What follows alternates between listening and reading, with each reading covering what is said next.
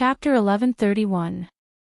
At Prince Heng's residence, Zhao Zheng had vented his anger for a while before he gradually calmed down. He had to remain calm. This was a crucial moment and not the time to be impulsive. He had already lost too much to Zhao Yi. Once he left the capital, Zhao Yi would be in charge, and he would have nothing to do with the court. They had poached the Minister of Revenue and other officials from him in a short period of time. It was equivalent to cutting off his limbs and controlling most of the court. Now, they wanted to use this method to make him leave the capital. How could he fall for such a sinister trick? How could he dare to fall for it? If he stepped out of this place, he would not be able to come back. Zhao Zheng lifted a chair and sat on it. He said in a deep voice, "I cannot leave." Fang Yu stood in the hall and looked at Zhao Zheng. He thought for a moment and said, "Prince Heng is right. You cannot leave the capital." Zhao Zheng said slowly, "But I have to answer to father and the court officials. Leave this matter to us." Fang Yu thought for a moment and a trace of determination appeared on his face. It did not take long for the chaos caused by the holy religion to be quelled. The crown prince was still preparing for his journey in the capital. He had only issued an order for the garrison in Huizhou to eliminate the bandits of the holy religion. Unexpectedly, the holy religion was much easier to deal with than they had imagined. It did not take much effort for the garrison in Huizhou to destroy the branch of the holy religion in Huizhou. They captured more than 100 bandits of the holy religion and escorted them all the way to the capital. The news of victory arrived in less than 2 days. The chaos in Huizhou had been resolved without the crown prince's presence. This was the greatest victory that the court had achieved in the battle against the holy religion. His Majesty was very pleased. He rewarded the crown prince and delegated more power to him. For a time, the crown prince and the third prince reached a delicate balance in the court. King Feng's residence. Zhao Xuan let out a long sigh and said, "I didn't expect the holy religion to be so decisive." They didn't hesitate to sacrifice a branch of the holy religion to help the crown prince stabilize the situation. All our previous efforts have been in vain. At the very least, the strength of the holy religion has been weakened. I don't believe that they would destroy their own foundation for the sake of the crown prince. Yes, I want to see how many arms they can break. Other than Huizhou, there are still more than a dozen prefectures in the capital region. They like to kill each other, so let them take their time. Fortune god Qian was deep in thought. He did not say anything from the beginning until the end. After an hour, he left King Feng's mansion. In the Qian mansion, Qian Duo was sitting in the room and counting the banknotes in boredom. The god of fortune Qian pushed the door open and entered. Qian Duo looked up and put away the banknotes. Money god of fortune walked to his side and asked, "What else did he say to you?" Qian Duo was stunned and asked, "Who?" "The person you met in Liuzhou." "Who?" Money god of fortune Qian looked at him and said, "A few days ago, my father met a few senior monks. I heard that the Dharma is profound, be careful of the Taoist nuns." Money god of fortune Qian looked at him and asked, "What Taoist nuns?" "The empress of the holy religion, don't underestimate the holy religion. They have a big plan. They don't sincerely support the crown prince. The crown prince is at most a puppet. Don't push them to the extreme or something terrible will happen." Money god of fortune Qian thought about it and said, "Pack your things now and go back to Fengzhou with your mother." "Aw." Money god of fortune Qian kicked his butt. "What aw? Hurry up." Zhao Zheng was very happy. In the battle with Zhao Yi, he had the upper hand several times, which was rare. The holy religion kept rebelling, and he kept sending people to suppress the rebellion. He won 3 battles, and his father was very satisfied with what he had done these days. The court also praised him more than before. He looked at Fang Yu and said with a smile, "Envoy Fang, how about you sacrifice a few more prefectures?" I promise that as long as I can be promoted, I can compensate you for what you have lost now. Feng Yu smiled and said, for the great cause of your highness, what's the harm of sacrificing a few more prefectures? Zhao Zheng was overjoyed. Then it's a deal. This time, I will go in person. Feng Yu agreed with a smile on his face. It was not until he walked out of Prince Heng's mansion that his face became completely gloomy. He walked through several streets and came to a yard. After knocking on the door and entering, he bowed and said, Your Highness, these days, the holy religion's strength in the capital region has been greatly damaged. Zhao Zheng's request is a bit too much. A voice came from the darkness. It's not time for the Emperor of the Qi Kingdom to die yet. Feng Yu thought for a moment and said in a low voice, But Your Highness, it wasn't easy for us to infiltrate the officials. After being framed and instigated by the third prince, Zhao Zheng no longer trusts them. If the holy religion's strength continues to weaken, even if Zhao Zheng becomes the emperor, it will do us more harm than good. Feng Yu's face was gloomy. He said, We must let him know that without the holy religion, he is nothing. The other side was silent for a long time before a voice came again. Then let the third prince benefit first. Feng Yu looked up. Your Highness, what do you mean? That person should also die. The Qi Kingdom was different from other countries. Just because the crown prince was the crown prince didn't mean that he would really sit on the throne. Everything depended on the emperor's final edict. His Majesty's attitude toward the crown prince was vague. His attitude toward the third prince was also vague. This caused the court to be divided into three factions. The crown prince's faction, the third prince's faction, and the soy sauce faction. During this time, the crown prince, who had been gloomy for a long time, began to shine. His performance in eliminating the rebels of the holy religion was remarkable. He even showed signs of returning to the court. This time, in order to boost morale and dampen the arrogance of the holy religion, the crown prince had personally gone to the capital region to eliminate the rebels of the holy religion. When he returned, his reputation in the capital would definitely rise to a higher level. Of course, the premise was that there were no unexpected situations. For example, the crown prince died while eliminating the rebels. Or, after the crown prince left the capital, His Majesty suddenly died, and the third prince smoothly took over the imperial army and entered the palace. Or, the third prince directly rebelled and forced the emperor to abdicate the throne. Of course, the crown prince had many guards around him. His Majesty's health was not at its end yet. It was even more impossible for the third prince to take the opportunity to rebel. These were all unlikely events. Victory State. A few carriages slowly entered the city gate. Lin Yong opened the curtain and said to Lin Wanru, Miss, I heard that the holy religion is wreaking havoc here. Why don't we return to the capital first? Lin Wanru thought for a moment and said, Let's wait and see first. It's the last state anyway, all right. Lin Yong replied and said, Then I'll find a place to rest first. Lu State. Ruoqing had given birth 2 days ago.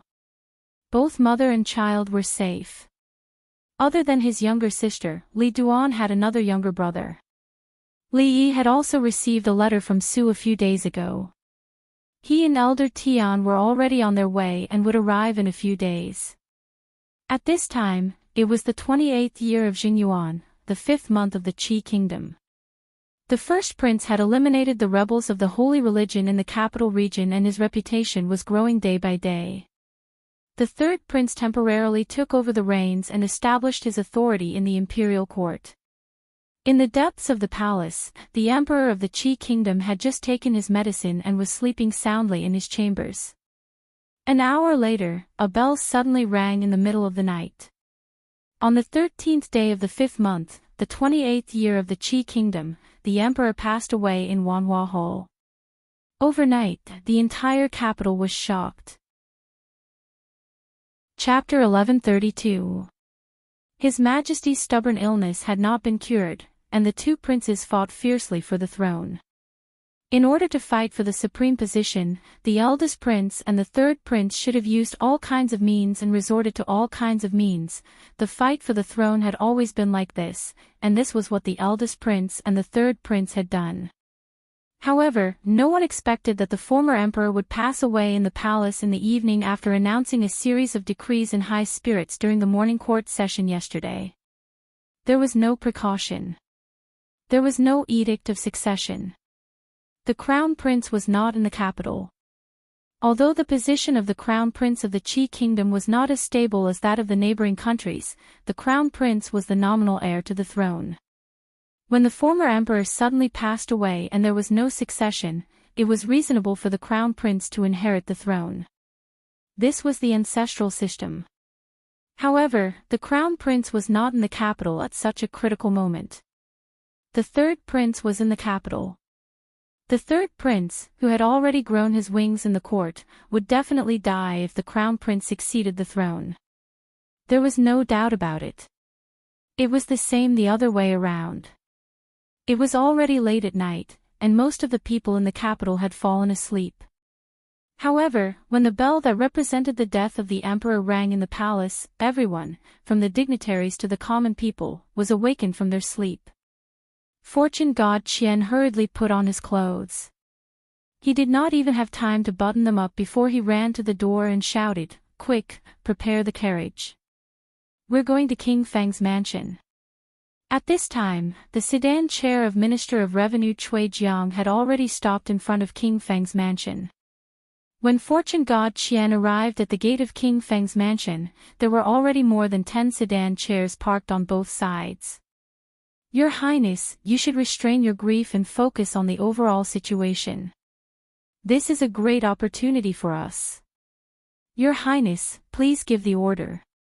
When fortune god Qian walked into King Feng's mansion, the third prince was already surrounded by people. They all looked excited and kept urging him. Soon after, countless figures hurried out of King Feng's mansion and disappeared in different directions. The emperor had passed away, and the crown prince had left the capital. Only the third prince could take charge of the situation. On the night of the former emperor's death, the third prince went to the palace to make arrangements. On the second day, all the officials gathered in front of the palace gate. The Minister of State took out a posthumous edict and read it in front of everyone. It was an edict of succession. The imperial edict stated that the crown prince, Zhao Jing, did not cultivate virtue and conduct, and that he was disloyal and disloyal. For the sake of the people of the Qi kingdom and the people of the world, the late emperor had deposed the crown prince, Zhao Jing, and passed the throne to the third prince, Zhao Yi. Most people were skeptical about the authenticity of the edict. Before the crown prince left the capital, the emperor had greatly praised him. After a few days, how could such a posthumous edict appear? But that was then and this was now. The capital was firmly under the third prince's control, and many of the ministers of the court respected him as their master. Even those officials loyal to the crown prince did not dare to step forward. The crown prince had left the capital at this crucial moment, and the third prince had taken advantage of this opening to enter. These people were like clay bodhisattvas crossing the river, powerless to protect themselves. The former emperor had just passed away, and the third prince could not succeed the throne immediately. But with the edict of succession, he had obtained the military seal, which was enough to command the 50,000 imperial guards in the capital. Moreover, there were too many ministers loyal to him in the court. In a short night, he had gained control of the entire capital. The capital, which had been treacherous for several years, seemed to have ended all the chaos in the blink of an eye, and the dust had settled. In Xing province, several hundred li away from the capital, the crown prince, who had just wiped out the rebels of the holy religion, was riding on his horse in high spirits. When he received an urgent report from the front, his face instantly turned pale, his body swayed, and he fell off his horse. The guards on his left and right hurriedly helped him up and shouted, "Imperial physician, summon the imperial physician." Feng Yu stepped forward and pinched Zhao Zhang's philtrum. Not long after, he coughed heavily and woke up. Zhao Zheng's face was ashen, and he kept muttering, "It's over, it's over, it's all over." He had never imagined that his father would suddenly pass away when he was leaving the capital. Zhao Yi had already gained control of the situation in the capital. Everything he had done, everything he had fantasized about, and the throne that he had coveted for a long time, had all become bubbles. Feng Yu shook him heavily and said, "Your Highness, you can't give up." Zhao Jing looked at him and smiled bitterly. Zhao Yi must have controlled the imperial guards and the capital now. What can I use to fight against him? What can I use to fight against him? Paw! Feng Yu slapped him across the face. Zhao Jing was stunned as blood flowed from the corner of his mouth. The third prince only controls the capital, and only controls 50,000 imperial guards. Feng Yu looked at him and said angrily, "You are the crown prince, and the throne should have been yours. He is just a traitor, a traitor. There are 50,000 imperial guards in the capital, but outside the capital, there are another 150,000 soldiers. How did you lose?" Zhao Jing was stunned for a moment, and then he finally understood. There were 200,000 soldiers stationed in the capital, and only 50,000 of them were in the capital. The other 150,000 were scattered in the various provinces of the capital. After his father passed away, his people rushed over. Zhao Zheng's reaction was definitely not as fast as theirs. If he could control all the soldiers in the capital, 150,000 against 50,000, and with the help of the holy religion, how could he not conquer the capital? He immediately took out a token from his waist and stuffed it into Feng Yu's hands, saying, "Envoy Feng, hurry, hurry. We must hurry before that traitor." "Rest assured, Your Highness." Feng Yu took the token and turned around to leave. After walking a dozen steps, a cold smile appeared on his face. The capital must be conquered. At that time, there would be no need for Zhao Jing to exist. The Empress's plan was much simpler than directly helping Zhao Jing to the throne. The disaster of war had erupted abruptly, and with the death of Emperor Xian, the third prince had seized the opportunity to ascend to the throne, taking control of the 50,000 imperial army in the capital.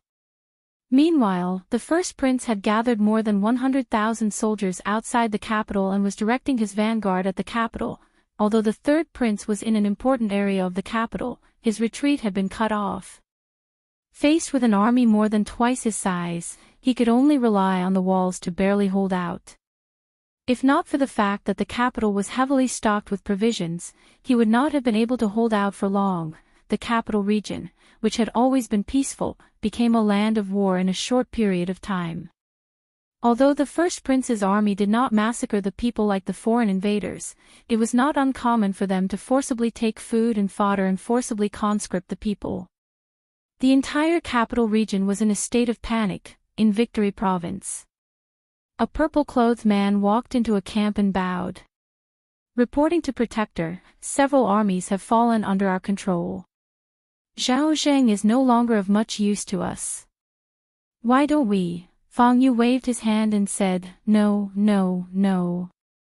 On the surface, we still need His Highness the Crown Prince as our cover.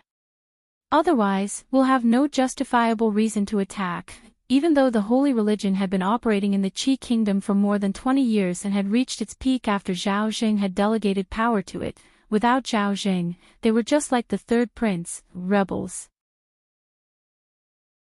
Chapter 1133. Li Yi thought for a long time about how Zhao Yi had forced Zhao Jing into a dead end, causing Taoist Nun to turn hostile and gather 150,000 soldiers to besiege the capital. Since she could not conquer the capital, she planned to exhaust him to death. He had to take the blame for this. After all, he was a man who valued his reputation and would never shirk his responsibilities. He was the one who taught Qian Duo the stratagem of sowing discord and borrowing a knife. These stratagems had been tested countless times in history. If one didn't work, he would change to another. There was bound to be a trick that worked for Zhao Jing. And things went smoother than he had imagined. Zhao Jing did not refuse any of these tricks and took them all. As a result, his subordinates all ran away with Zhao Yi. The holy religion did not provoke anyone, but it also suffered an unexpected disaster. Its branches in several provinces had no choice but to walk into the trap. If Li Yi were Taoist nun, he would not have tolerated it either. But this was not his original intention. He just wanted to repay Zhao Yi for taking care of the Lin family and Wanru for the past few years. He also taught Qian Duo some things in the hope that it would strengthen the strength of Zhao Yi's faction. But who would have thought that besides spending money, young Master Qian's ability to draw inferences from one instance was also beyond the reach of ordinary people? Zhao Yi had benefited a lot from the way of doing business.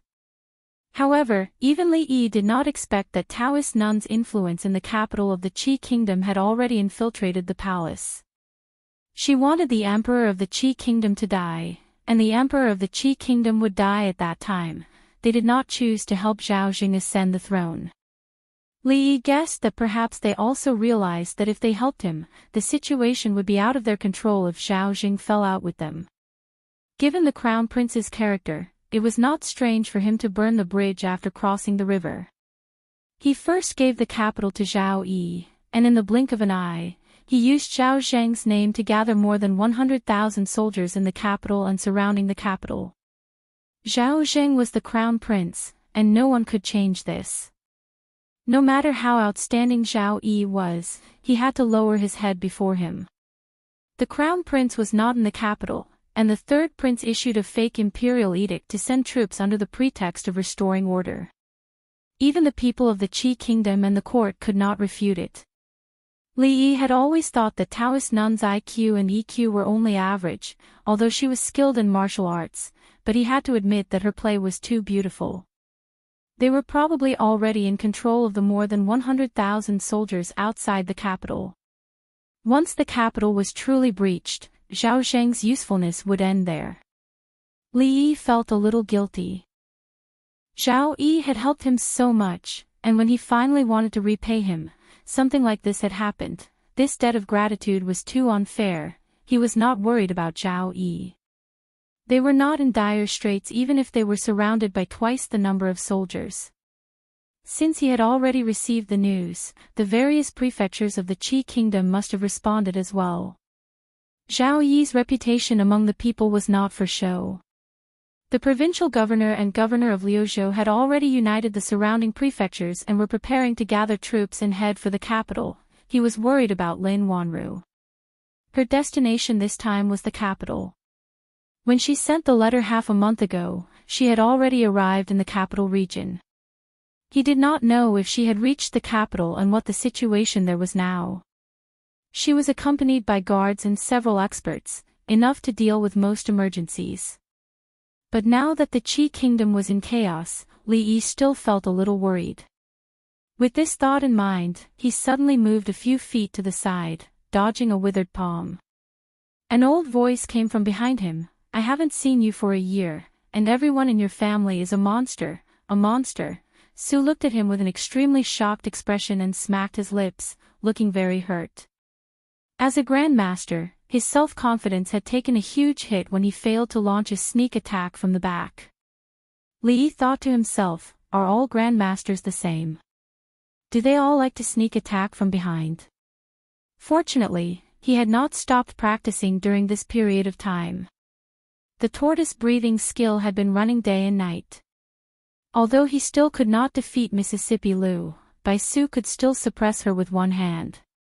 At this time, Bai Su could almost sweep the heaven list. Although he was still not a match for Mississippi Lu, he had vaguely touched a certain realm. It was even up to luck to see who would break through first. If he was a little luckier, then Rui would probably be the first to succumb to his despotic power. After successfully getting rid of the single relationship, Su actually did not look as sloppy as before. There were no oil stains on his clothes, and his hair was tied up neatly. He did not look like he used to. Where's old man Chang? How dare he steal this old man's disciple? It's time to settle the score with him. If it was not for his temperament, Li Yi would definitely think that he had recognized the wrong person. Li Yi pointed to the courtyard next to him. Su stomped his feet and flew straight over the wall. After a while, there was a dull sound coming from the other side of the wall. Su and Taoist Nun were old enemies. He fought with Changde purely because he was itching to fight. There were not many people who could go all out with him. Chang was one of them. Moreover, the two of them had some old grudges. Because of Li Duan, there was a new grudge. This time, it would not end so easily. You actually broke through too. This was Su's voice. Why? You're allowed to break through. You're not allowed to break through. Changde's voice was always so gloomy. Su said sarcastically, how dare you call yourself an old man? You don't even have a dick, what right do you have to call yourself an old man? People always had to pay the price for their impulsiveness. Earlier, Elder Su was still able to fight evenly with Elder Chang. But now, he quickly fell into a disadvantageous position. Li Yi stood on top of the wall and saw that Elder Chang was attacking Elder Su's crotch with every move. If even one of Elder Chang's moves landed, the two of them would probably be brothers in the future. Li Yi watched from above and broke out in a cold sweat for Su. If Elder Tian had not joined the fight and forced Chang to retreat, Su would have been in danger today. If Chang had not been really angry, he and Su were actually about the same. However, he was definitely not a match for two grandmasters at the same time. Chang glanced at him disdainfully and said, you actually need a woman's help. Are you still worthy of being a grandmaster? What's wrong with my woman helping me? Su retorted fiercely. If you're so capable, find one too. Seeing the smile on Elder Tian's face, Li Yi knew that Su must have spent a lot of time studying the Mandarin duck handkerchief over the past year. When a person was shameless, he was invincible. While being shameless, he could also show off. With his current realm, he could finish his apprenticeship. Su and Elder Tian came to the Qi Kingdom to completely solve the problem of Taoist Nun. Although they did not include Rui, they had 3 grandmasters on their side. Taking down Taoist Nun would not be a problem. However, the situation had changed. Even if they had 30 grandmasters, they would not be able to fight against an army of 150,000. It would be very difficult to take down Taoist Nun. With the help of Zhao Jing, Taoist Nun had gathered 150,000 soldiers. Coupled with the original strength of the holy religion, it would not be easy to fight against them. However, the provinces of the Qi Kingdom had already gathered their troops and rushed to the capital to rescue Zhao Yi. As long as Zhao Yi could hold on for a few months, the crisis would be resolved. In addition, Taoist Nun would also try her best to stop Zhao Yi's reinforcements. As long as they could take down Zhao Yi first, these people would not be a threat. When that time came, they could support Zhao Jing to become a fake emperor.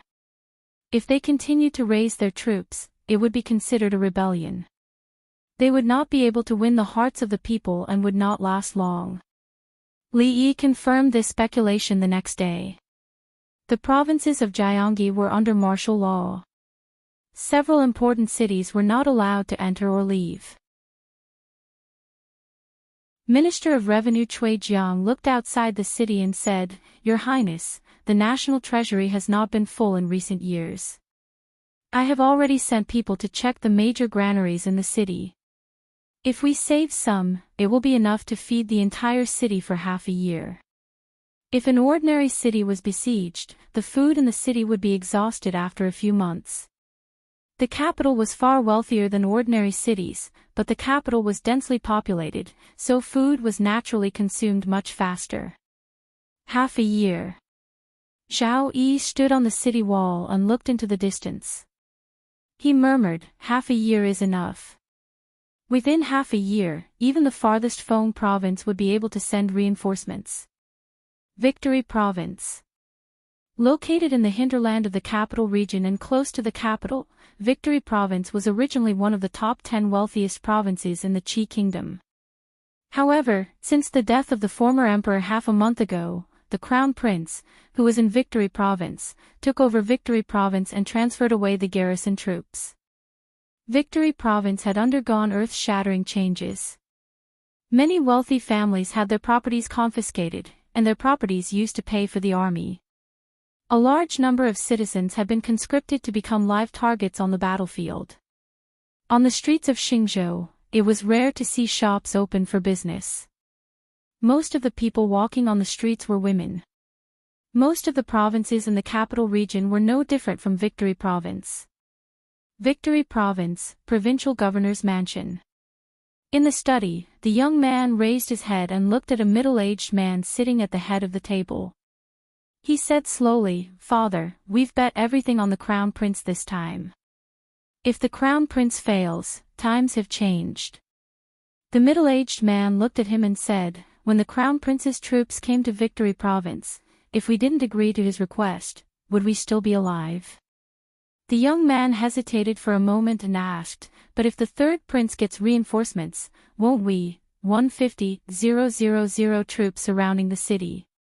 The provincial governor of Victory Province shook his head and said, "Reinforcements won't be easy to wait for. I'm afraid they'll be exhausted to death in the capital before reinforcements arrive. The winner takes all. The Crown Prince has the third prince's throat in a chokehold. He needs to understand the situation." The young man nodded and said, "Father, I understand." Although they had almost submitted to the third prince, they couldn't go against the trend. The Crown Prince's military might was unstoppable. A wise man submits to circumstances. He walked out of the study and looked in a certain direction in the back residence. A smile appeared on his face and he strolled over. In a remote courtyard in the provincial governor's mansion of Victory Province, Lin Yong had a worried expression as he paced in the courtyard. Finally, he couldn't help but walk up to Lin Wanru and say, "Miss, that Ma guy doesn't have good intentions. We can't stay here for long." Lin Wanru shook her head slightly and said, "I'm afraid we can't leave even if we want to now." She naturally knew that the son of the provincial governor of Victory Province didn't have good intentions. However, this was Victory Province, which was already under the control of the first prince. If they were to go out, they would have to face great danger. All of the Qian clan's businesses in Victory Province had already been taken over by the first prince. Presumably, the shops of the Lin family in the other provinces in the capital region wouldn't be spared either. Once their whereabouts were exposed, the first prince would definitely not let her, the person in charge of the Lin family, off. In order to protect her, the guards around her had already been scattered during the refugee tide when the government captured people to join the army. Only Lin Yong and a few others were left by her side. Xiao ran in from outside and said anxiously, "Miss, that Ma guy is here again." When Lin Wanru stood up, the sound of footsteps could already be heard from the door. A young man walked in from outside. Looking at her, he said with a smile, "Is Miss Li used to living here?" Lin Wanru nodded and said, "Even if I'm not used to it, it's still much, much better than living outside. Thank you, young Master Ma, for saving me. There's no need to be so courteous between us." Young Master Ma waved his hand and said, "Miss Li, don't worry. In this provincial governor's residence, no one can harm you. If there's anything you need, just say the word. As long as I can do it, I'll do it for you." He smiled and said a few words. Then his tone suddenly changed as he asked, "I wonder if you've considered the matter that I mentioned to Miss Li yesterday." Lin Wanru looked at him with a troubled expression. "Young Master Ma," the smile on young Master Ma's face faded slightly. Then, he smiled again. Looking at her, he said, "When I first met Miss Li, I was shocked and thought that if I could tie the knot with Miss in this life, it would be a great blessing in my life. I'm sincere towards Miss, and I hope that Miss can consider it seriously." Lin Wanru smiled apologetically and said, "Marriage is a big matter. It's decided by parents and the words of a matchmaker.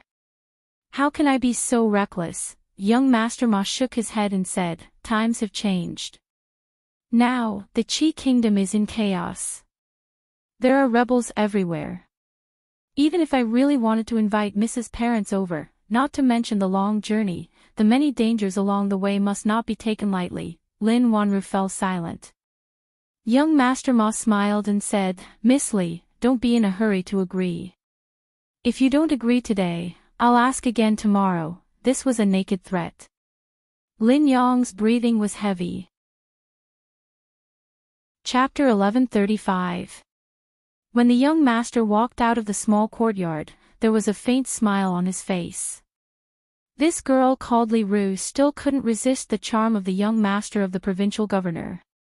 Although he already had a few wives and concubines, and among them were young ladies from famous families, famous prostitutes from brothels, and clean families, the moment he saw this Miss Li, he knew that she was different from those coquettish B*****s who only knew how to fight for a man's favor. The unique temperament she had was something he had never seen before in his life. If he could hold such a girl in his arms, it would probably be the pinnacle of a man's life. He was already a little impatient, and he couldn't help but quicken his steps. In the small courtyard, Lin Yong looked at Lin Wanru and said anxiously, Miss, how can you agree to that guy with the surname Ma? If you marry him, won't you not be able to marry the Li brothers? This time, even Xiao couldn't stand it anymore. She glared at him and said, Are you stupid? Only when this letter is sent back will he know that we are in the provincial governor's manor. Otherwise, in this vast and chaotic Qing province, where will he go to find us? Lin Yong scratched his head and said worriedly, But what if Li can't make it in time? We can only do this for now. Lin Wanru sighed. She had traveled all over these years and seen countless people. This young master of the provincial governor seemed to be modest on the surface, but he was actually ruthless on the inside. If she feigned civility with him and pretended to agree first, it would instead delay a little more. If she rejected him with an unyielding attitude, it would instead infuriate him even faster. She looked to the side and said, Xiao, go and get a brush and ink. Not long later, Xiao came over with a brush and paper. She mumbled, Li, quickly come and save us. The young master held a letter in his hand and casually opened it. After reading it, he nodded in satisfaction. In the end, she didn't play any tricks. This letter was just an ordinary letter from home. The contents of the letter also said that she was about to get married and couldn't invite her parents over. It was an unfilial daughter, and so on. The young master read the letter several times and then put it back. He said to a servant, Send this letter to Liuzhou as soon as possible. Send my regards to my father-in-law and mother-in-law. Yes, young master. The servant answered, took the letter, and quickly left. The young man walked to the side and impatiently asked an old man, It's been so long. Are you done with your divination? It's done, it's done. The old man closed the thick book in his hand and hurriedly said, Young master, I've already matched your and Miss Li's birthdays. The nearest auspicious day is 3 months later. 3 months. Hearing this, the young master frowned and said, 3 months is too long. Is there anyone closer? 1 month at most. I can't wait any longer, 1 month. The old man hesitated for a moment and said, 1 month, yes, but what? But it's not as auspicious as 3 months later. The young master waved his hand and said, Forget it. 1 month at most. Do as you see fit. If you do well, you'll be rewarded. If not, he coldly looked at the old man. The old man hurriedly said, There will be a good auspicious day in 28 days. Don't worry, young master. I'll arrange it properly for you. In the small courtyard, Xiao counted with her fingers, 28 days. It'll take about half a month to get to Liuzhou from here. If it's urgent, it must be urgent, in a house somewhere in Liuzhou. The 2 masters had been gone for several days. No one supervised his practice. Everyone was packing up. Li Duan walked back and forth in the yard, looking a little bored. Even Li Mu was packing up his small bag. Li Duan had nothing to pack. After practicing for a while, he became even more bored. He looked in a certain direction, hesitated for a moment, and then walked over. His aunt hadn't spanked him for a long time. Li Duan was a little less afraid of her. He walked over, looked up and asked in a low voice, "Aunt, we're going back soon. Where are Dad and Master?" Rui looked at him and said, "They went to pick up Aunt Wanru." Li Duan asked Fang several times when he would call Aunt Lin mother, but Uncle Fang always said it was not the right time. Now they were going back. Dad should be picking up Aunt Wanru and going back together. He felt the time was right. Fang and his father left together. Li Duan had no one to ask, so he looked up at Mississippi Lu and asked, "Aunt, now that Aunt Wanru is back, will I call her mother?" Mississippi Lu raised her eyebrows, looked down at him, and asked, "Who told you?" "That's what Uncle Fang said." Li Duan thought for a moment and said, "Uncle Fang used to say it was not the right time to call Aunt Wanru. Is it the right time now?" "I don't know." Mississippi Lu shook her head. Even she didn't hear the annoyance in her voice. Li Duan said, "Oh." Even his aunt didn't know. But even if his aunt didn't know Aunt Wanru, she should know herself, right? So he raised his head and asked again, "Then when is the right time for me to call her mother? Why don't I call her mother instead?" He thought for a moment and added, "If I call you mother, will you still spank me?" "My mother, second mother, and third mother don't spank me." When Li Duan realized that the atmosphere was not right, he turned around and ran outside. Every time he felt the temperature around his aunt start to turn cold, it meant that his butt was going to be in trouble. However, just like before, he still didn't run away. But there was something different this time. This time, when the slap landed on his butt, it didn't hurt, unlike when he was naughty and crying. Mississippi. Chapter 1136. The Qi Kingdom was once the most powerful country in this land. The country was prosperous and its people were at peace. The rivers were clear and the seas were calm. Its military prowess intimidated its neighbors. However, that was in the past. Several years ago, the Jin Kingdom rose at an unstoppable speed and left the surrounding countries far behind. The Qi Kingdom was prosperous and its people were at peace. The Qi Kingdom was at war. The glorious history of the Qi Kingdom became a thing of the past. Of course, that was only in comparison to the dazzling Jin Kingdom. In fact, other than being unable to catch up to the Jin Kingdom, the Qi Kingdom was still powerful. It was much more powerful than the Wu Kingdom and the Zhao Kingdom. However, even this had changed not long ago. The development of the entire matter could be said to be full of twists and turns. The emperor suddenly passed away.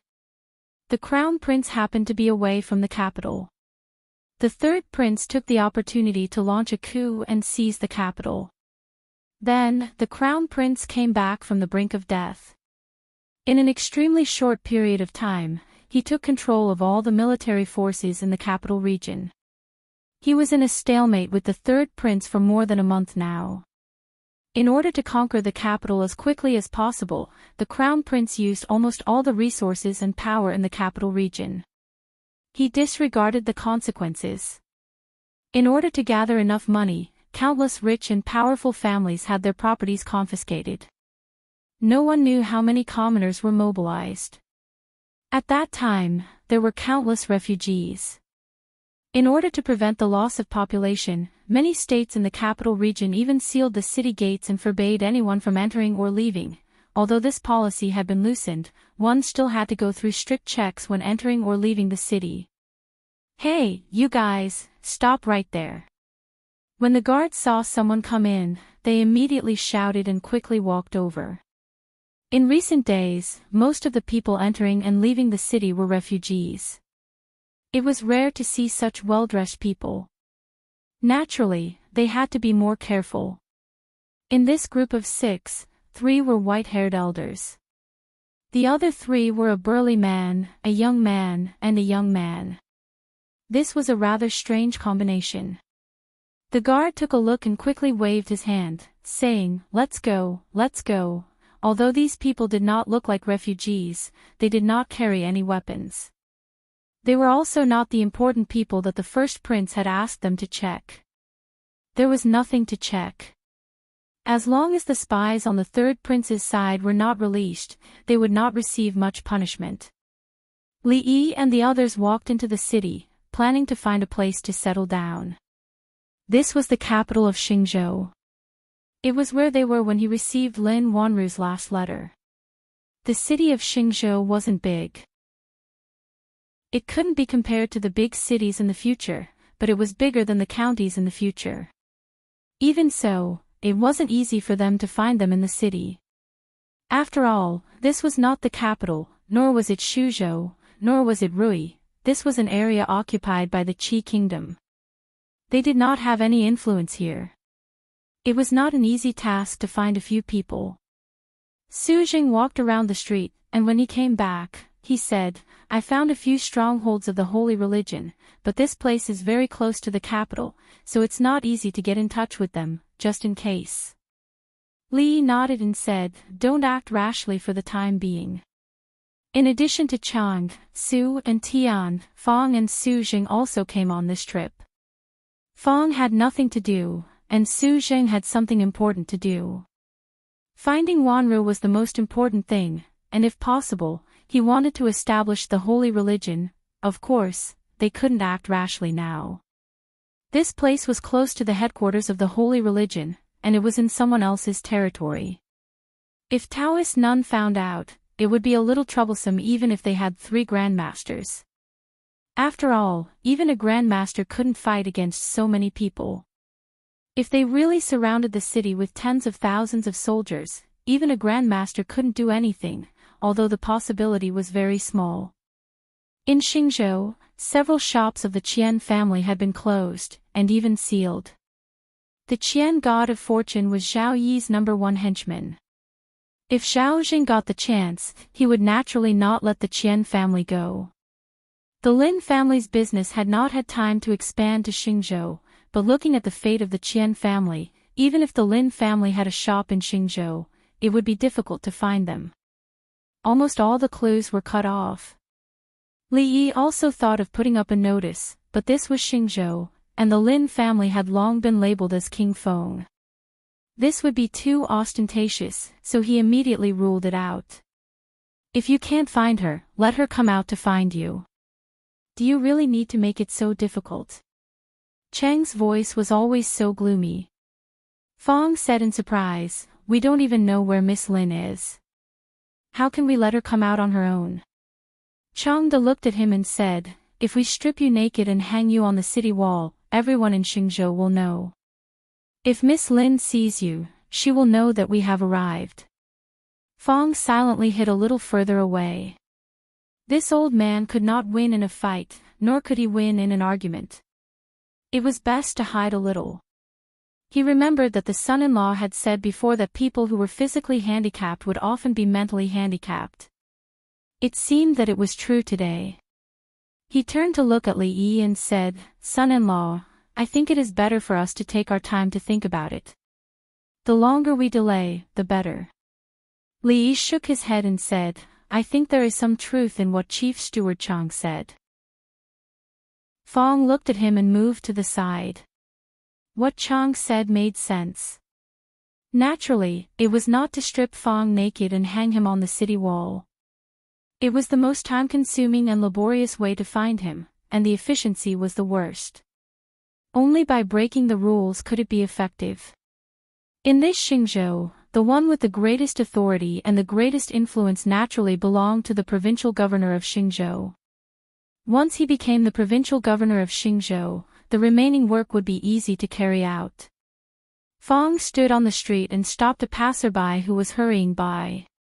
He asked, "May I ask how to get to the provincial governor's manor?" That person looked at him and asked, "Are you also going to attend the wedding banquet of the young master of the provincial governor?" "Wedding banquet?" Fong started and asked, "What wedding banquet?" A moment later, Fong walked back again and said, "Son-in-law, the provincial governor's manor is holding some kind of wedding banquet tonight.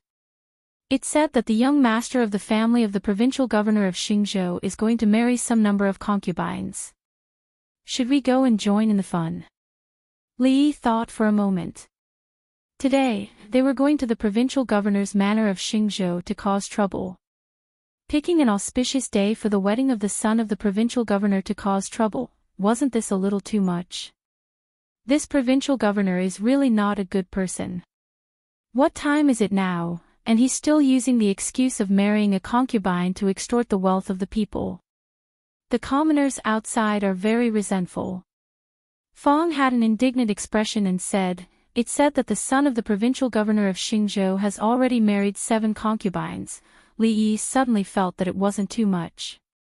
He thought for a moment and said, "Let's do it tonight." Today was an auspicious day.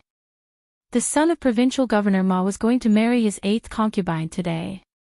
Of course, it was an auspicious day for the Ma residents, but it wasn't for the commoners of Xingzhou. Every time the son of the provincial governor married a concubine, they would have to pay a tax for this reason. In the past, it was still fine. It was a good year, and they could still endure such a tax every year. But not long ago, they had already been extorted by the crown prince. If they were extorted by provincial governor Ma again, they would be a little tight on money. However, in the current Xingzhou, the words of provincial governor Ma were like the imperial edict. Those who listened could still live, but those who didn't would only have a path to death. The commoners secretly complained about this, but on the surface, they didn't dare to say anything even though they were angry. At the city gate, a few soldiers guarding the city were leaning on the city wall. One of them looked at the sky and said, "Tonight is a big banquet at the provincial governor's manor. If we close the city gates earlier, we might be able to get a bowl of wine to drink." Extremely right, extremely right. It's not common to see a banquet at the provincial governor's manor. Although we can't sit at the table, we can still stand outside and drink a mouthful of wine. Why don't we close the city gates earlier? His words received the unanimous approval of the people around him. The young master of the provincial governor was marrying a concubine. Although the etiquette wasn't very complicated, and there was no need to bow to the heavens and the earth, the banquet wasn't shabby at all. Even if they passed by the entrance of the provincial governor's manor and said a few auspicious words, they would still be able to get some wine to drink. The few of them discussed for a while and decided to close the city gates earlier. However, when the city gates were closed halfway, they suddenly heard the hurried sounds of horse hooves in front of them. The few of them raised their heads and saw a huge horse charging over. The 3 of them were so scared that they lost their spirit and hurriedly dodged. That steed brushed past them and disappeared into the city. Only then did the few of them regain their senses.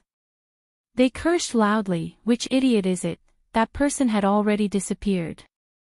The few of them cursed and closed the city gates again. At this moment, in Xingzhou City, a white-robed female stopped a passerby and asked, "How do I get to the provincial governor's manor?" Chapter 1137. In recent days, the 3rd imperial prince had started a coup, and the 1st imperial prince had sent troops to surround the city. The entire capital region had been affected to varying degrees. In Victory Province, the commoners were worried about the war situation, grumbling and complaining. On the other hand, the provincial governor's manor was filled with jubilation. Today was a joyous day for the provincial governor's manor. The manor was decorated with lanterns and colored banners, and there was an endless stream of guests coming and going in front of the manor's gates. There were 2 secretaries responsible for recording the list of gifts, and each of them wrote furiously until their wrists were sore. Every time the young master took in a concubine, there would be an endless stream of people coming from the nearby provinces to send gifts. This was the time of year when the provincial governor's manor received the most income. When Li Yi, Su, and Chang entered the provincial governor's manor, they naturally didn't need to go through the main gate. They were all experts who came and went. If they went through the main gate, how could they show off their status as experts? Most importantly, they hadn't prepared any gifts, and they didn't have invitations. It would be too troublesome to rob them on the spot. Wine and meat stinked at the gates, and there were frozen bones on the road. The more chaotic the world, the more obvious this difference was. Many of the commoners of Victory Province were already starving, and their clothes were barely covering their bodies. However, this provincial governor's manor was filled with jubilation. There was wine and meat everywhere, and it was very lively. This caused the trace of guilt that Li Yi had felt for disturbing someone else's happy occasion to completely disappear. In a secluded courtyard in the back residence, all the noise and excitement were isolated outside. Xiao Er's face was filled with anxiety as she paced around in the room, mumbling, "What should I do? What should I do? It's about to start, but Li hasn't come yet. What should I do?" Lin Wanru sat by the bed and looked at Lin Yong at the side. She said, "In a while, take Xiao Er and leave." Lin Yong was startled and asked, "Then what about you, miss?" Lin Wanru didn't look at him. She calmly said, "I have my own ways." "No." Lin Yong flatly refused. "If miss doesn't leave, we won't leave either." A determined expression appeared on Xiao Er's small face as she said, "I won't leave either. If we leave, we'll leave together." The sound of footsteps came from outside the door. An old woman and a few maids walked in. As soon as they entered the door, they said anxiously, "What time is it? Why haven't you changed your clothes? It's almost too late. Hurry, hurry." The old woman looked at the maidservants beside her and said, "What are you standing there for?" Xiao Er stood in a daze for a long time. After a while, she finally couldn't help but squat down and cry loudly. After an unknown period of time, a familiar voice rang in her ears. "What's wrong? Did Lin Yong steal your tonghalu again?" Xiao Er raised her head. The tears in her eyes were reflected by the lights in the distance, sparkling brightly. A servant of the provincial governor's manor supported the young master and led him to a certain courtyard. The servant hurriedly said, "Young master, slow down, slow down, slow down." The young man reeked of alcohol and said, "If I'm slow, won't the bride be anxious? The bride can't run away." The servant said and hurriedly said, "Young master, slow down, be careful not to fall." When the two of them walked to the entrance of the courtyard, they happened to meet a few other people. The servant was stunned at first, then he pointed to the back and said, "You're going in the wrong direction. The gate is over there." He just thought that these people were guests who went the wrong way. After saying that, he helped the young man to enter. Changde looked at Li Yi and said, "You go in first." Changde's voice was sharp. The young man didn't hear clearly what the old man said, but the voice made him very uncomfortable. He frowned and said, "Neither a man nor a woman. Why does my father invite everyone to his house?" Su looked at the young man with pity. Suddenly, he felt a chill in his crotch and couldn't help but reach out to touch it. Changde took the young man from the servant and said, "Go do your work. I'll support him." The servant unconsciously let go of his hand and then reacted and asked, "You are?" Before he could finish his words, he fell to the ground. Li Yi looked at Chang, nodded, and walked into the courtyard. The young man's tragic cry was heard. In the room, Lin Wanru sat on the edge of the bed with a red veil covering her head. This red veil seemed to isolate everything outside. Just now, after those servant girls helped her dress up, she took a look at herself in the mirror. The person in the mirror was beautiful beyond compare.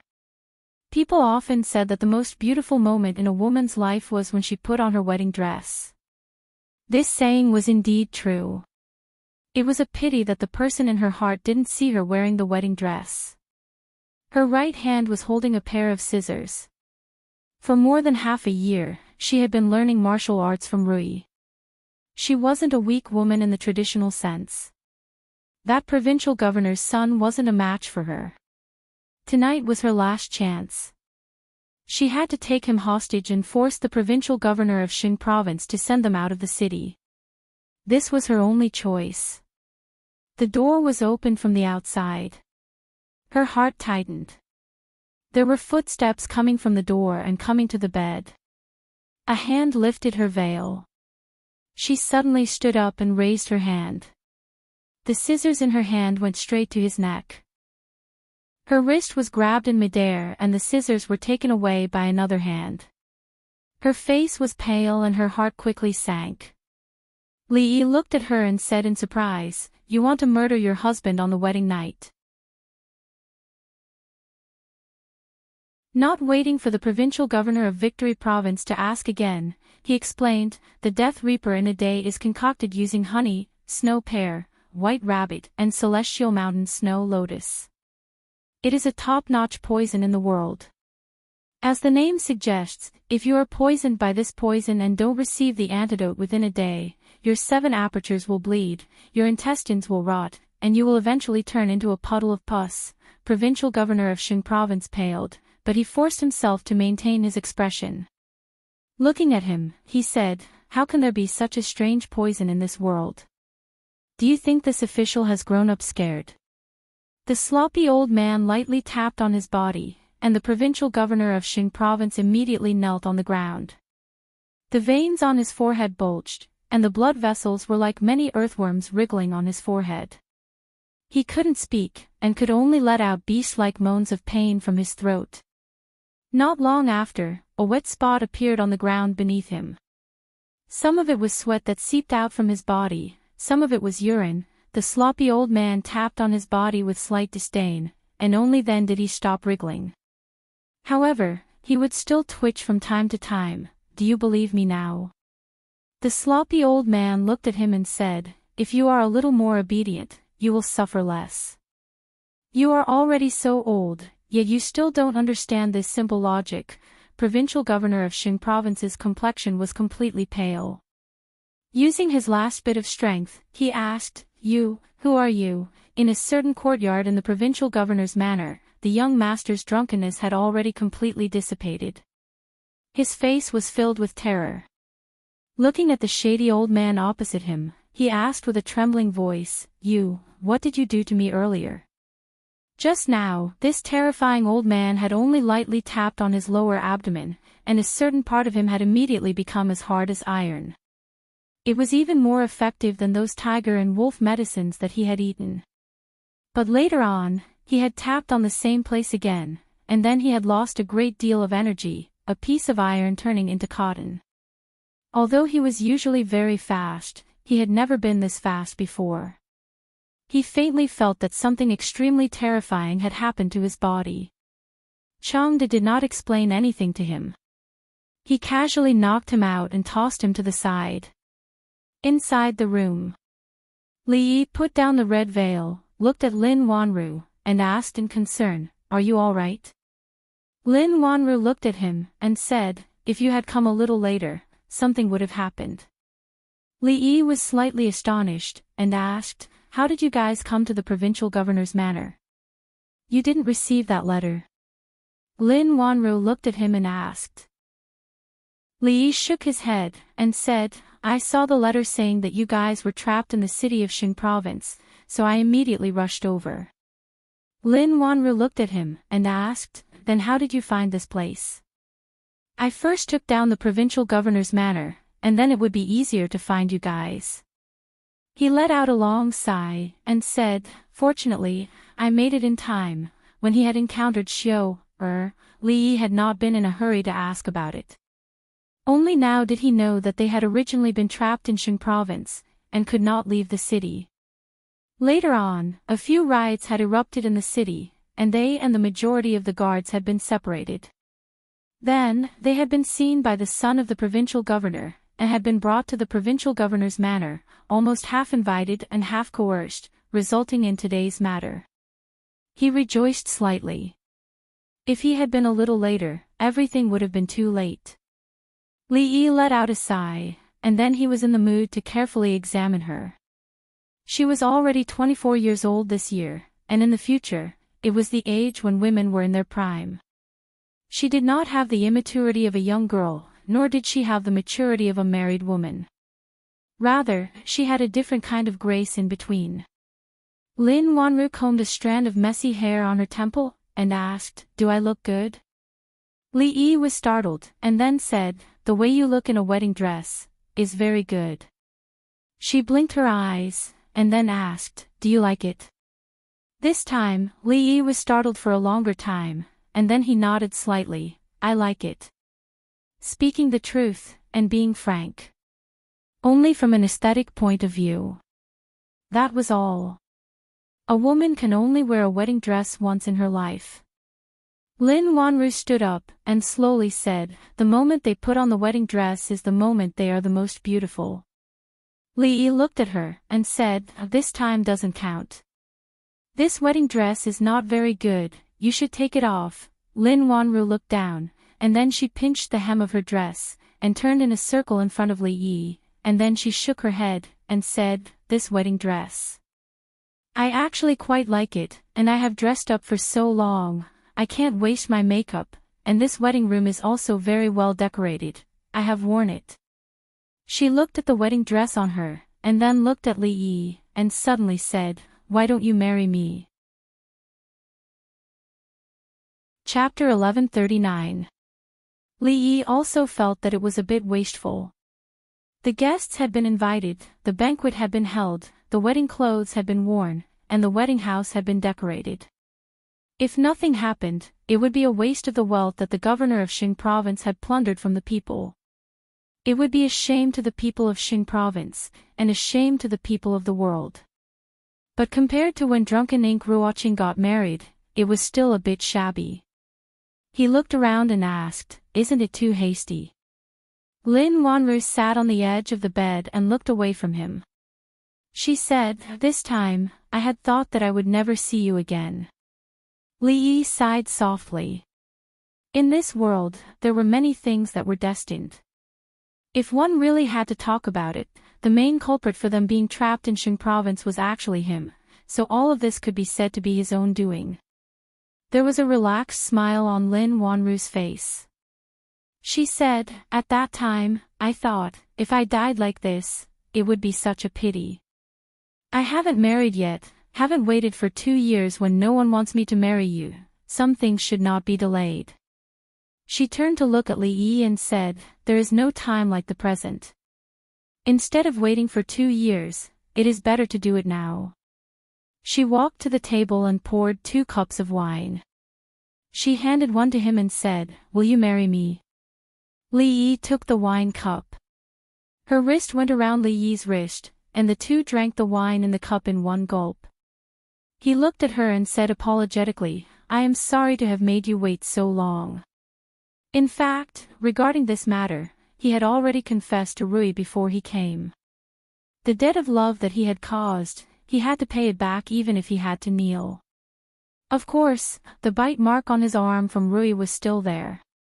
When they crossed cups of wine, the moment they raised their head, Li Yi seemed to see a familiar scene out of the corner of his eye. When he put down the wine cup, he realized that it was not an illusion. Mississippi Lu crossed her arms over her chest and leaned against the door, looking at him calmly. She looked at him, then looked at Lin Wanru, and asked, "Should I come a day later?" Outside the yard. Su looked at Changde and asked, "Does this count as being caught red-handed in bed?" Naturally, Chang would not be so bored as to answer his question. Su didn't expect him to answer. He shook his head and said, TSK, I'm still 1 step too late. I can't even be ranked 5th now." Li Yi did not expect Rui to arrive so timely. He did not know that after they left, she sent a letter to Liuzhou and that Mississippi Lu would travel day and night to come here personally because of that letter. Even if he didn't find the provincial governor's manor today, with Rui around, Wanru and the others would be fine. After all, she would always appear when she should and shouldn't appear. The provincial governor of Xingzhou was already under Su's control. After eating an overdose of white rabbit creamy herb, complemented by Su's unique secret technique, he was not afraid that he would not listen to him after tasting that kind of feeling that was worse than death. As for the son of the provincial governor who had committed all kinds of crimes, he had also paid a heavy price for offending the narrow-minded director Chang. From a certain point of view, he could no longer be called a son. Li Yi lay on the bed, his hands behind his head, a trace of fear still lingering in his heart. Fortunately, nothing went wrong in the end. It was just that Rui's appearance was a little too untimely. Otherwise, he would probably be able to talk to Wanru all night, talking about life and ideals. Before coming, he had actually thought of many ways, but he had not expected that the one who was seduced in the end would be himself. At home, Rui's martial arts were too high, and he couldn't beat her. As the Empress, Ruoqing was in charge of hundreds of thousands of people. Drunk Mo always liked to be at the top, and only Ruoqing listened to him. Shopkeeper Lin was indeed the same shopkeeper Lin. If she was as domineering as before, her husband's authority might still be weak in the future. In another room, Mississippi Lu sat in front of the table, hugging Autumn Water, lost in thought. There was a knock on the door. She stood up and walked over to open the door. Lin Wanru came in with a quilt in her arms and said, "I've experienced many things in the past few days. I feel a little uneasy. I'll sleep with you tonight." Mississippi Lu didn't respond, but she didn't refuse either. With her personality, this was a tacit agreement. Lin Wanru walked to the bed, made the bed, and sat down next to her again. In fact, the two of them had a very good relationship, although neither of them liked to take the initiative to talk. Tonight, the one who broke the silence was Lin Wanru. She thought for a while, looked up at Mississippi Lu and said, "I'm sorry, I didn't tell you about this. Everyone can see what happened between you two." Mississippi Lu looked at her and said, "Before I came, Dwayner asked me if he could call Aunt Wanru mother when she comes back." Lin Wanru smiled and asked, "Did Dwayner ask when he could call Aunt Mother?" "No." Mississippi Lu put Autumn Water down and picked it up again. She said calmly, "Don't drag me into your matters. Rui." Lin Wanru looked at her and suddenly said, "How long are you going to wait?" Mississippi Lu held Autumn Water's hand tightly and said calmly, "I'm not waiting for anything. I've searched for her thousands of times, but when I look back, she's in the dim light." Lin Wanru had a faint smile on her face and said, "This is the best Upper Yuan poem I've ever heard." Mississippi Lu stood up and said, "I'm sleepy, I'm going to sleep." Lin Wanru watched her walk to the bedside, sighed softly, blew out the light, and walked over slowly. When she walked to the bedside, Mississippi Lu had already closed her eyes. She took off her clothes and lay down beside her.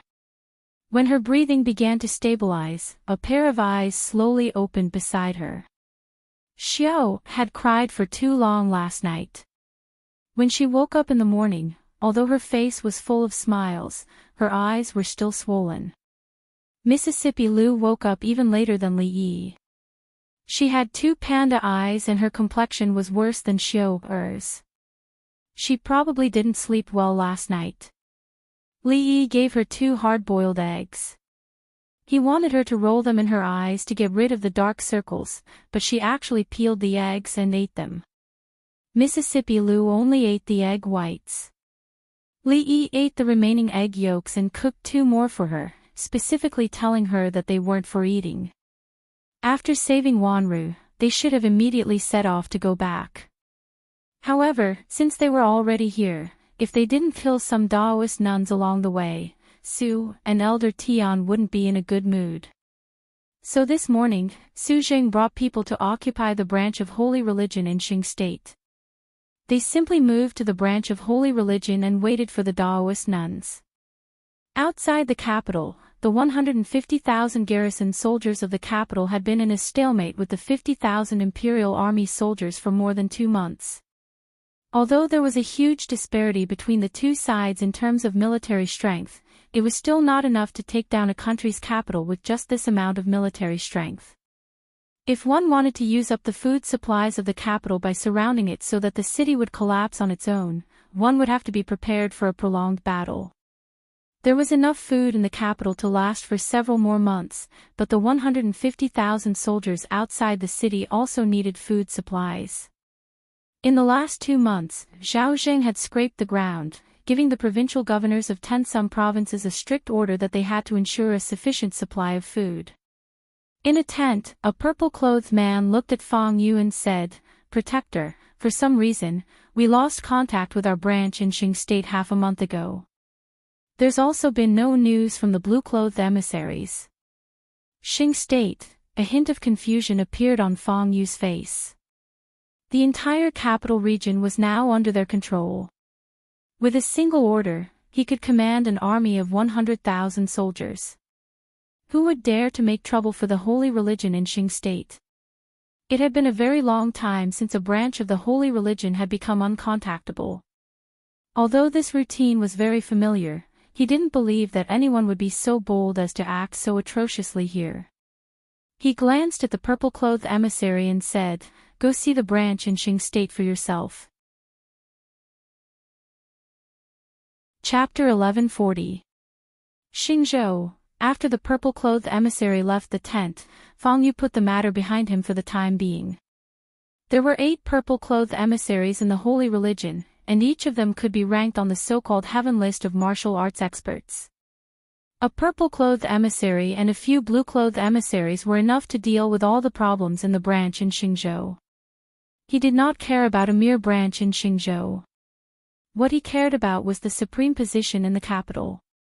Zhao Zheng trusted him very much because the holy religion was Zhao Zheng's last chance.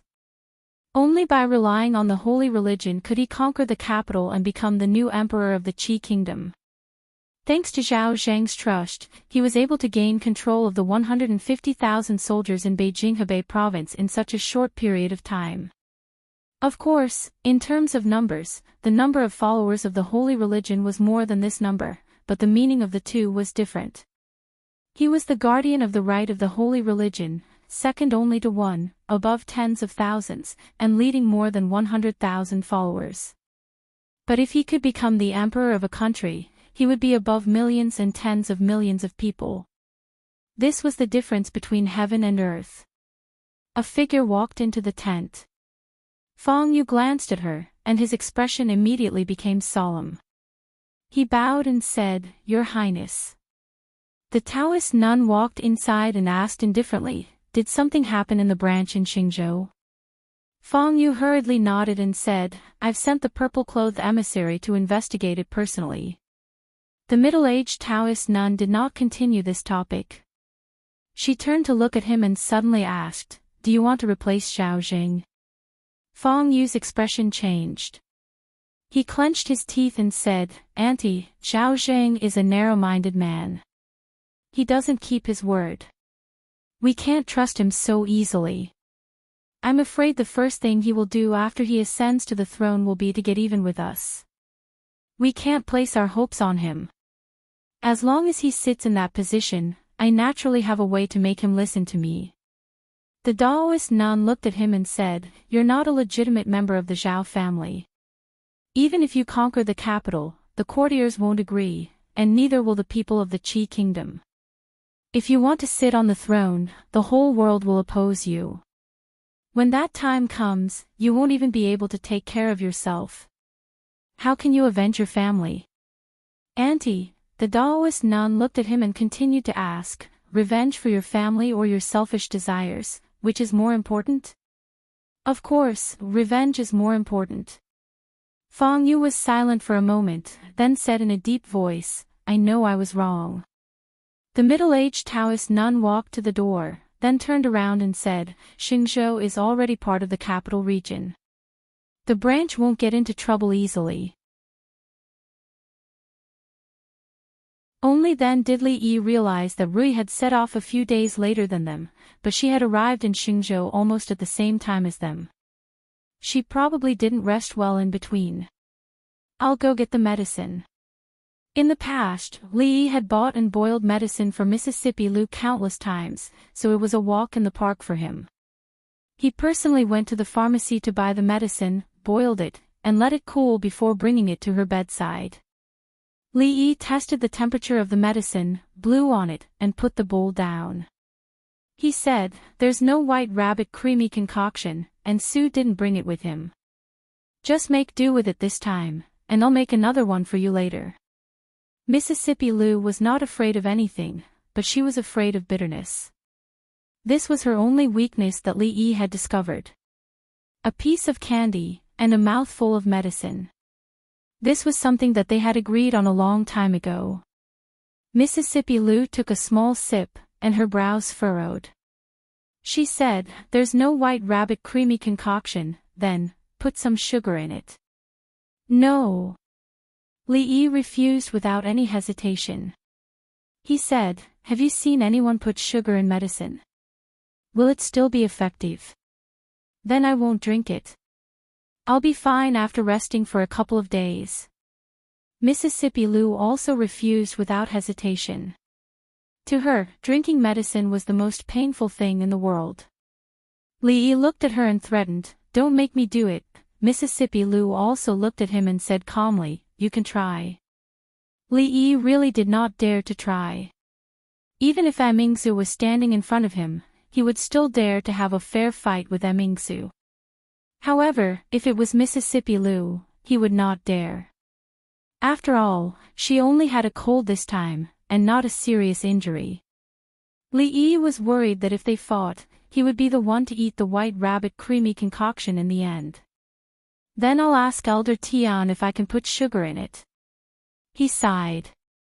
On the surface, Rui was a martial arts master with a cold temperament, but in reality, she was just a child who could not grow up. After hearing his words, Elder Tian looked at him in surprise and said, "It's not that you can't, but the effect of the medicine will be greatly reduced. It's just drinking medicine. Is there a need to go through so much trouble?"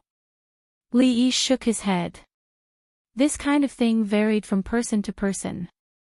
He had to spoil her. After all, she was Rui, just this once. When Li Yi walked into the room again, he placed the bowl of medicine in front of her. Mississippi Lou took a sip and frowned. She said, "It's still bitter. Add a little more." Li Yi looked at her and said, "Don't go too far. Any more and it'll be useless. Hold your breath and drink it in one go. That way, you won't feel the bitterness." Mississippi Lou frowned.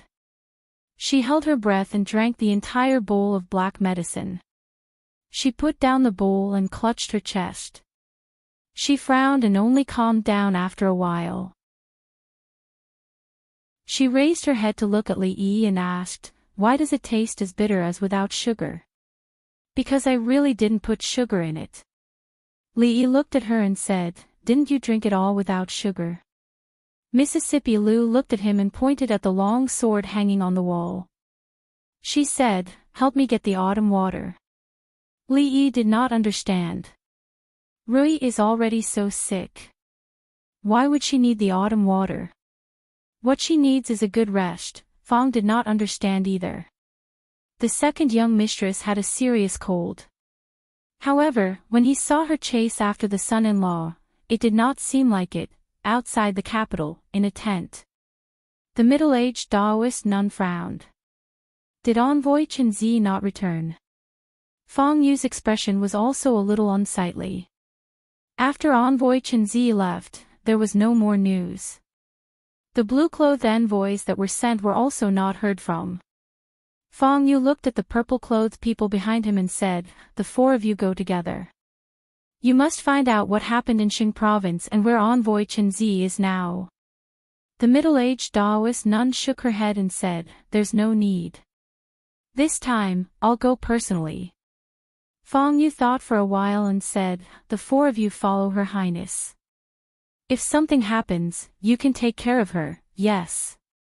The four of them bowed in unison. Chapter 1141. Rui didn't usually get sick. It was rare for her to get sick, but she didn't get better. She didn't have a fever anymore, but she kept coughing.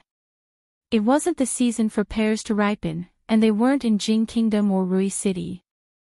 Li Yi spent a lot of effort to find a few and made a honey pear for her. Li Yi brought the honey pear in and said, "It's good for stopping coughs and reducing phlegm. Eat more. Don't forget to drink the rest of the soup. Don't waste it." It was better to be a patient. There were people to take care of everything.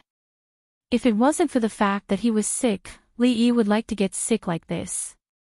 Mississippi Lu ate a few slices of the pear. There were still a few left. She lay back on the bed and looked at Li Yi.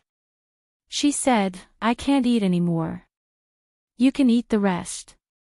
Don't waste it." "I'm not eating," Li Yi said firmly. Mississippi Lu looked at him.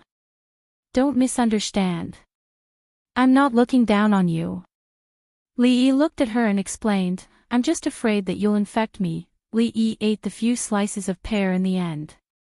Of course, it wasn't because he was worried that Rui would think that he was looking down on her and find a chance to take revenge in the future. He just didn't want to waste it. After all, it took a lot of effort to make this. Li Yi put down the bowl and looked at her. He asked, "What do you want to eat today? I'll make it for you." Mississippi Lu thought for a moment and said, "Steamed fish, sweet and sour pork ribs, emingzu tofu, wolfberry yam." Li Yi counted with his fingers. There were 8 dishes and 1 soup. He looked at Mississippi Lu and asked, "Are you a pig? Then make a bowl of noodles." Mississippi Lu shook her head and said, "Add more vegetables." Li Yi waved his hand. 8 dishes and 1 soup. I haven't cooked for a long time. I'm afraid that I'm rusty. Let me try." He rolled up his sleeves and walked out. Soon, a sound came from outside the courtyard. "Sure, is the fish we bought yesterday still alive? If it's dead, ask Lin Yong to buy another one. There's no more tofu. Don't forget to ask him to bring another piece when he comes back. And yam, buy the thin-skinned ones." Mississippi Lu leaned on the bed and coughed a few times. She bent her legs and wrapped her arms around her knees. She looked out of the door in a daze. In the courtyard, Su looked at Changde beside him and said, "Old man Chang, why don't we make a bet on where Rui ranks?" Changde habitually cherished his words like gold. Su thought for a moment and said, "How about we make a bet? Between her and your princess, who will come first?" Changde looked at him and said, "Don't worry, if I see the Taoist nun, I will be lenient." "Why are you saying this?" Su glanced at him, then nodded and said, "I don't need you to be lenient. She's mine. You don't have to interfere in this matter." "Okay," Changde agreed without hesitation and turned to leave. Su was stunned. This old man usually liked to go against him.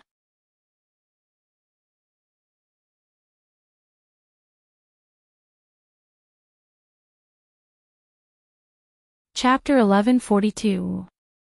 Li Yi's mind went blank, but he thought of many things in an instant. Did he take too little time to brush his teeth in the morning? Did he eat something that he shouldn't have eaten in the morning?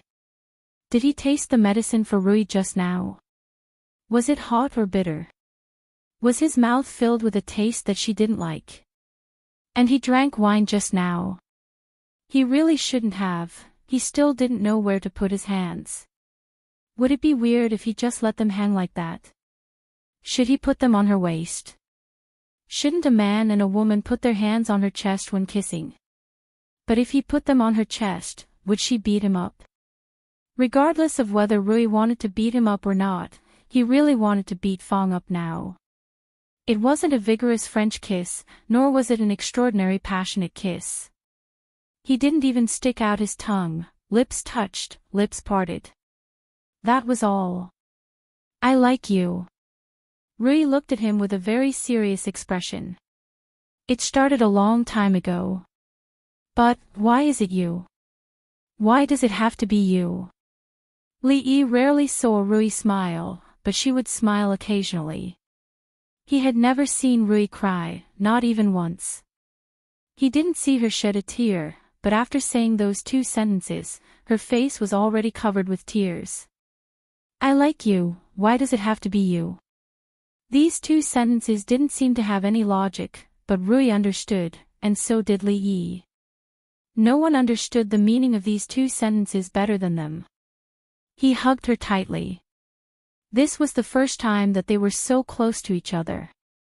He looked at Rui and kissed her heavily, just like she had kissed him just now. The difference was that this time, he stuck out his tongue. In the yard, Fong looked at the sloppy old man and said, "You win." He looked extremely puzzled and asked, "How do you know it's second miss?" The sloppy old man shrugged. "I guessed it." As soon as he said that, a loud sound rang in their ears. Somewhere in the room, a door burst open, and wood splinters flew everywhere. They could only see a white shadow disappear into the courtyard. Fong's expression changed, and he hurriedly ran over. Li Yi walked out of the room. He stood in the courtyard in a daze for a long time. It wasn't until Fong kicked his butt that he came back to his senses. Fong looked at him and said with some disappointment, "What are you waiting for? Go after him." After a gust of wind, Li Yi's figure disappeared from the courtyard. Fong turned around and saw the sloppy old man standing rooted to the ground. His face was filled with extreme shock, as if he had seen a ghost in broad daylight. He glanced at the sloppy old man and said lightly, "Haven't you already guessed it?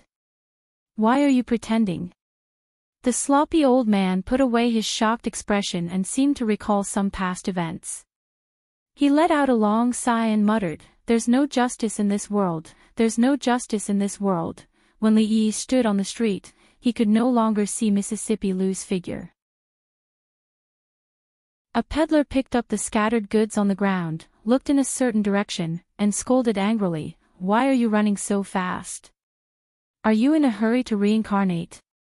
Li Yi ran in that direction. The peddler who was carrying a pole looked at the crushed fruits on the ground with a painful expression on his face. He said angrily, "Damn it, why are you in such a hurry to reincarnate today?" Li Yi chased all the way out of the street and even out of the city gate. He chased for a long time, but he didn't see Rui. Finally, he couldn't run anymore. He stopped on the official road, held a big tree, and panted heavily. When Rui pushed him away and ran out, he felt that he was about to lose the most important thing. His heart seemed to be grasped by someone, and it kept clenching and clenching. At that moment, she was no longer the fearless leader of Wulin, nor was she the king of mountain bandits. She was just Lu Rui. From the first year of Jing He to the 4th year of Jing Ping, they had been walking for a whole 8 years. From Qing and prefecture to the capital, to the Qi kingdom, to the capital, to Shuzhou, to the city of Rui, to the Wu kingdom, and now to the Qi kingdom, only they knew how much they had experienced. They couldn't be separated for a long time, and they wouldn't be separated. Rui, Rui, Li Yi leaned against a tree by the side of the road and laughed like a fool. "What are you laughing at?" A voice came from above him. Li Yi raised his head slightly and said, "Come down first." "I can't." Li Yi raised his head even higher and said, "Do you know why girls can't climb trees when they're wearing skirts?" Just as he finished speaking, a figure appeared beside him. Li Yi leaned against the tree and said, "I like to hear you say you like me. Do you want to say it again? Why can't you say it? I like you." Li Yi looked at her and said, "I like you very much." "I don't like you. It's useless to say it now." Li Yi laughed happily. Holding his stomach, he said, "I didn't think our Rui would cry. To tell the truth, you look pretty good when you cry. Say it again. When did you start to like me? Didn't I say it earlier? Say it again." "Okay." Li Yi held back his laughter and was about to speak when a voice came from the front. "Your Highness Jiang of Silla, what are you so happy about?" The voice was both familiar and strange. Li Yi looked at the Taoist nun walking toward him and casually raised his hands in a salute. Taoist Fang, long time no see. The Taoist nun held a horsetail whisk and nodded. Yes, long time no see. How is the other empress of our holy religion? Li Yi smiled and said, of course she's very good. The Taoist nun looked at him and said, I wonder if Your Highness Jiang of Silla has the time to come with me again. Mississippi Lu was waiting for him to confess again. Hearing this, she frowned and looked at her. Get lost.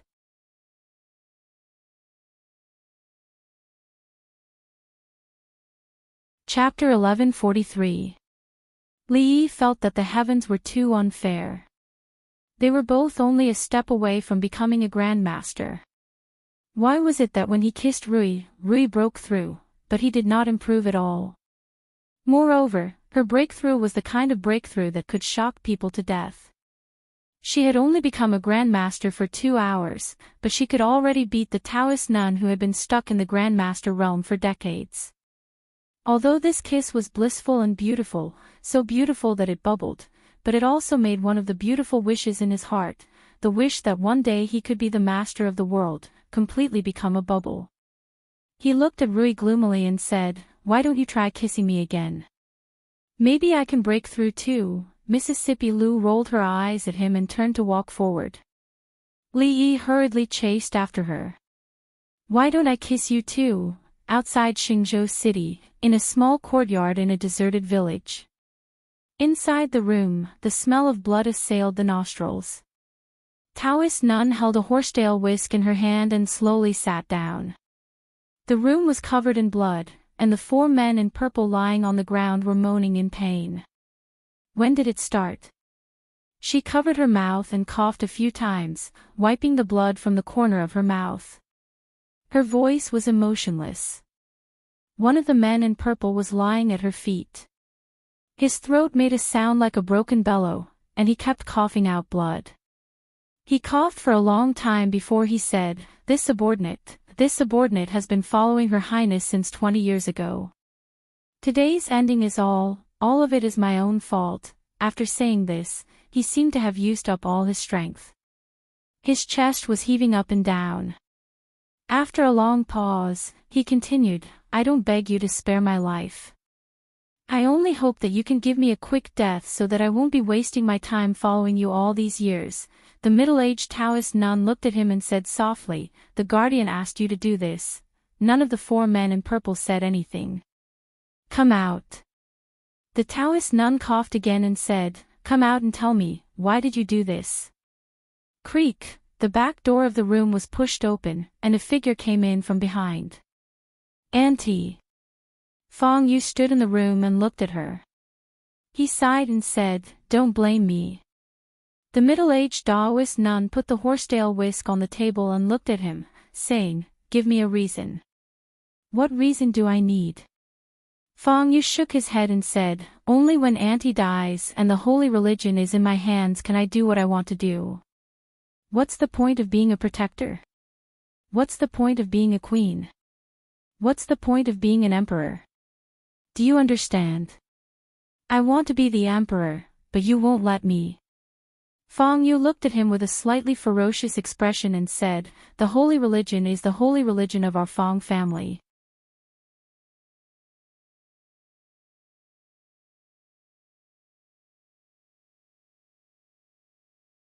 Chapter 1144. The Taoist nun, who had many grudges with them, died. She had a smile on her face when she committed suicide. They had no way of knowing what kind of love and hatred this Taoist nun had with Li Yi's father-in-law, who had passed away a long time ago. However, that was no longer important. The grudge between the Fang family and the royal family of the Jing kingdom had turned into dust with her death. She could no longer see the future of the holy religion that she had built and developed with her own hands. Everything about her life was buried in this small grave. Li Yi held 3 tokens in his hands. One was given to him by the Taoist nun before she died. It represented the supreme position in the holy religion. The other two represented the left and right protectors of the holy religion. He already had one, which was the token of the right protector on Feng Yu's body. Holding these 3 tokens in his hands, he held the entire holy religion in his hands. He had promised the Taoist nun that he would spare Feng Yu's life. He would only ask Su to abolish his martial arts. Feng Yu would live an ordinary life from now on, but he would not lack food and clothing. He would live an ordinary life, just as the Taoist nun had hoped. When Li Yi and Rui walked back, Feng, who had been looking at the courtyard gate, immediately turned his head. Actually, there was nothing for him to hide. Although he was blind, it wasn't the first or second day that he was blind. Rui wouldn't kill him just because of this reason. To Li Yi's regret, Rui was still not willing to talk to him after he had confessed and kissed her.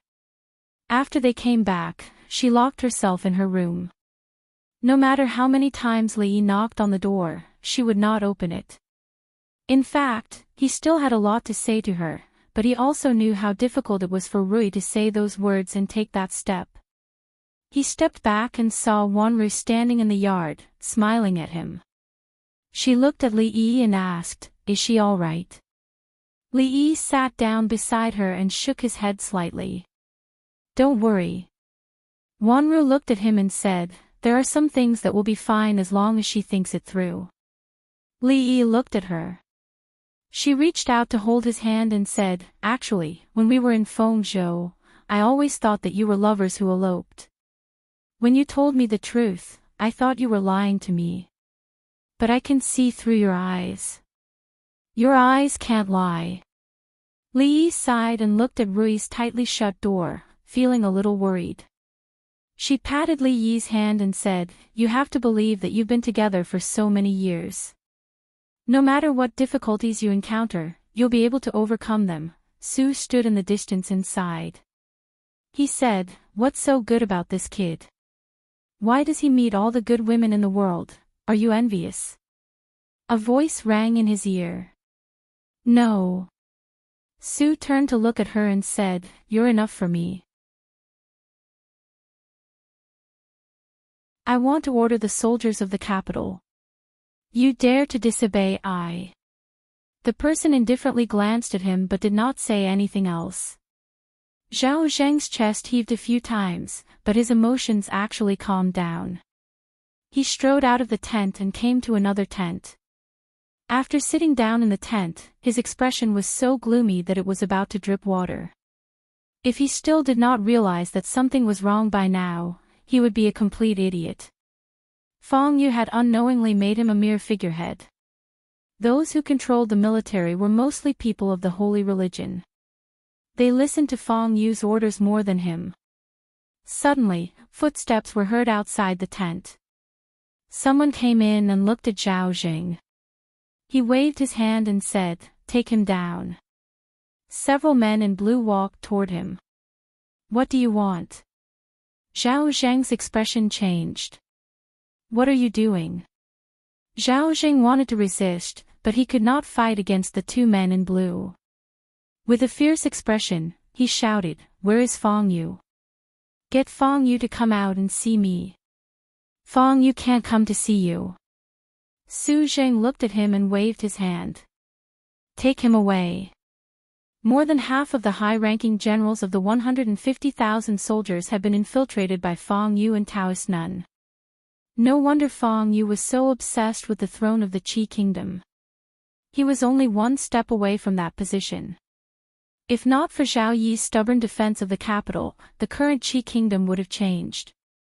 Several generals who were still loyal to Zhao Zheng were taken down immediately. The rest of the generals were elites of the holy religion. After seeing the 3 tokens, they immediately surrendered. Of the 8 purple-robed emissaries of the holy religion, 4 were dead and 1 was imprisoned in Victory Province. When they subdued the other 3, they did not encounter much resistance. Cheng De walked to Li Yi's side and suddenly asked, "What do you plan to do about the Qi kingdom?" Li Yi understood what Cheng meant.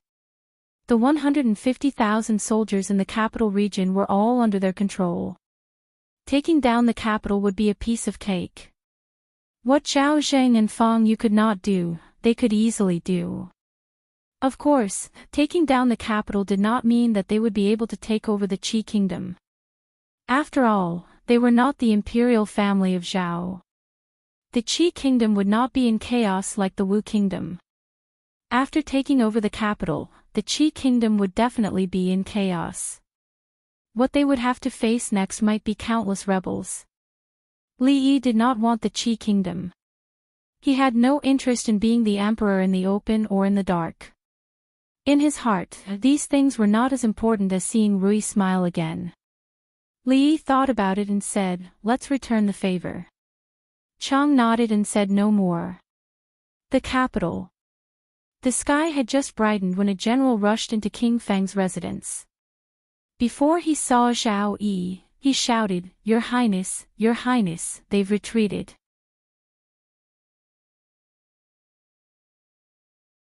Chapter 1145. In the past few decades, the Qi kingdom and the Jing kingdom had been in constant conflict. It was not an exaggeration to say that they were mortal enemies. To be exact, the Jing kingdom had always been suppressed by the Qi kingdom. This situation had been reversed in recent years. After dozens of wars, big and small, the Qi kingdom had been taught a lesson by the Jing kingdom. The hatred between the two countries was rooted in the hearts of every citizen. Now, the Jing kingdom was faced with an opportunity. Li Yi only needed to think about it, and he could completely determine the future of the Qi kingdom and the Jing kingdom. He could even make the Qi kingdom disappear from the history books. However, he did not make this choice in the end. Lin Yong and Xiao Er were packing their belongings. They were about to leave and return to Rui City. Li Yi sat in the courtyard. A figure came up behind him and wrapped her arms around his neck. She whispered in his ear, "Thank you." Li Yi held her hands from the front and said, "What are you thanking me for? Zhao Yi has helped the Lin family for so long.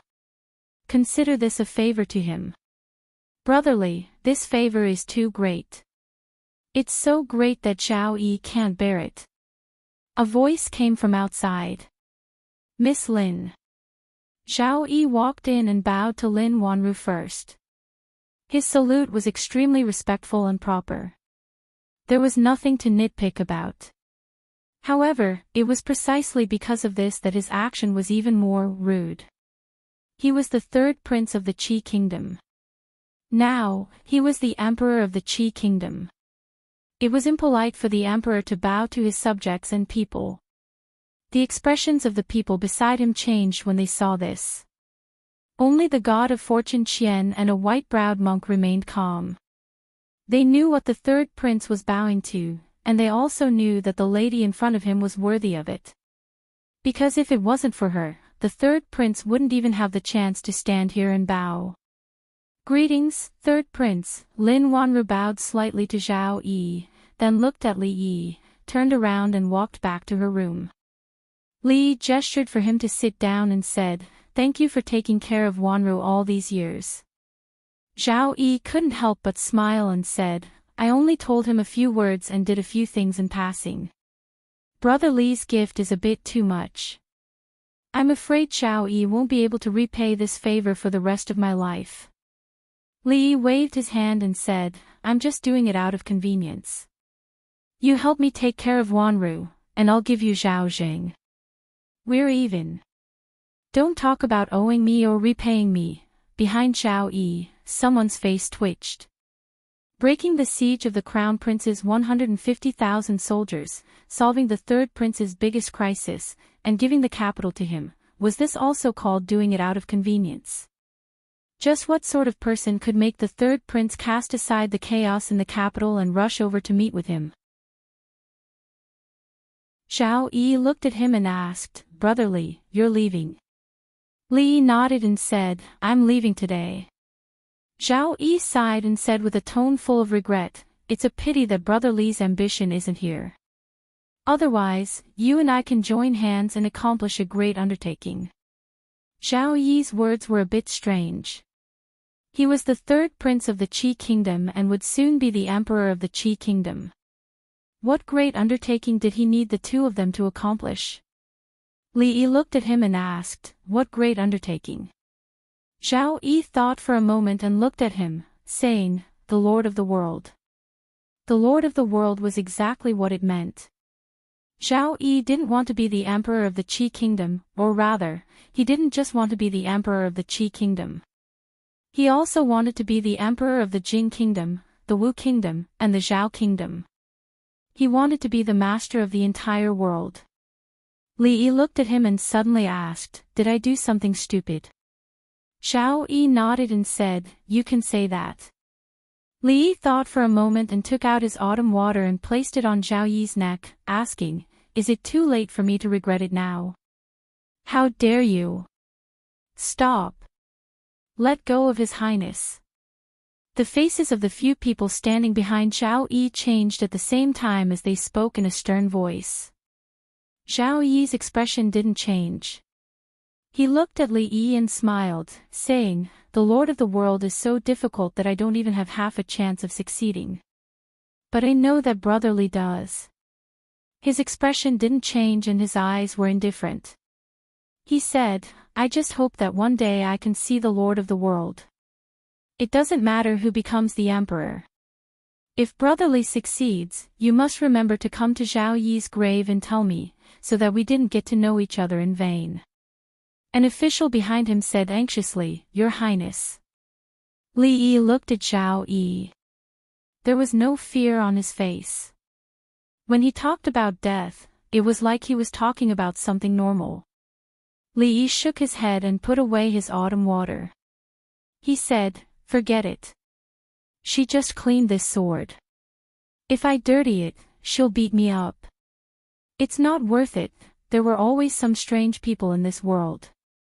Some people like to court death and would feel uncomfortable if they didn't court death for a day. Some people like to help princesses become empresses. And some people like to collect grandmasters. They wanted to collect all the grandmasters in the world.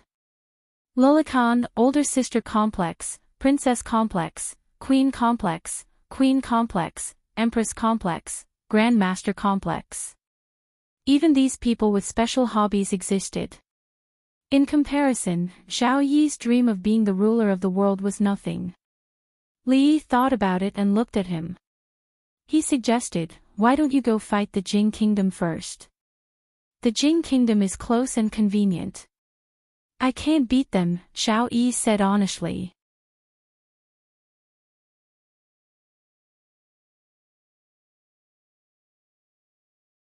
Chapter 1146. Li Yi didn't know what kind of path Zhao Yi would take in the future, but for now, he could be called a great ruler. However, since ancient times, there were so many people who wanted to rule the world, but how many of them did it in the end? The Jing kingdom couldn't win, and the Wu kingdom didn't dare to fight. He unified the world with words. He could continue to dream of unification, but Li Yi just wanted to hold Rui and Wanru in his arms. Unfortunately, they wouldn't let him hold either of them. Along the way, Rui avoided him.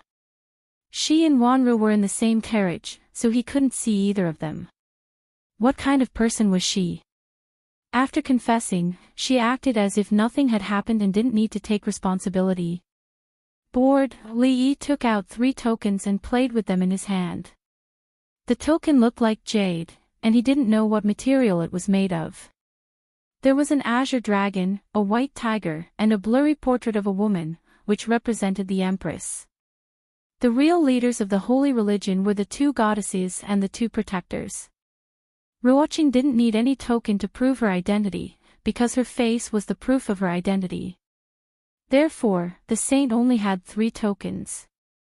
Gathering all 3 of them together, even though they couldn't summon the dragon god, they had full control over the saint.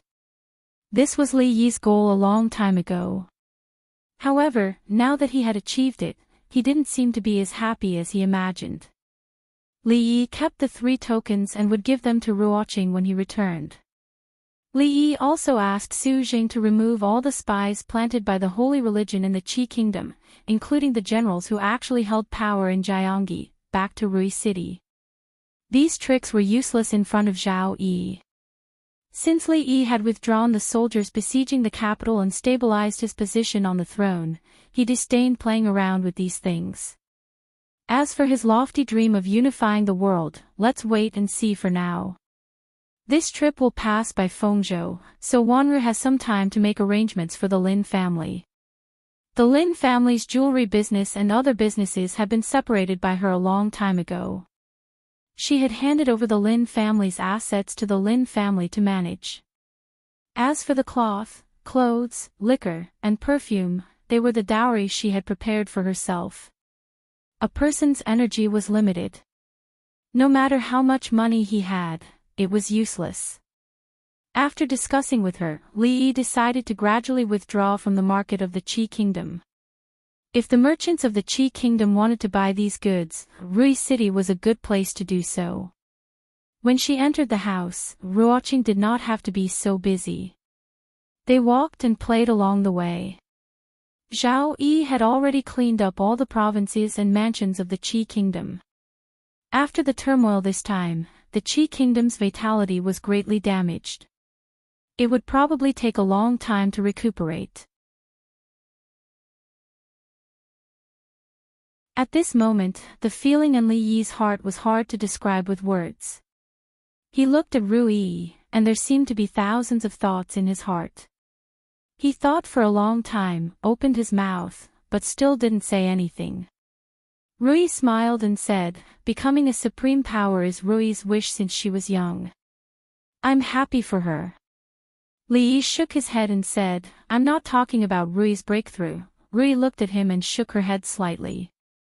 She said, "Let me finish first, husband." Li Yi nodded. "Rui is 2 years younger than me. We grew up together. My father and mother passed away early, so I had to take care of her since she was young. I gave in to her in everything and didn't want her to suffer any grievances, but, actually, all along, it wasn't me who gave in to her." Rui tightened her grip on his hand and said, "Rui has been stubborn since she was young. Sometimes she doesn't even listen to her father, but she has always listened to me.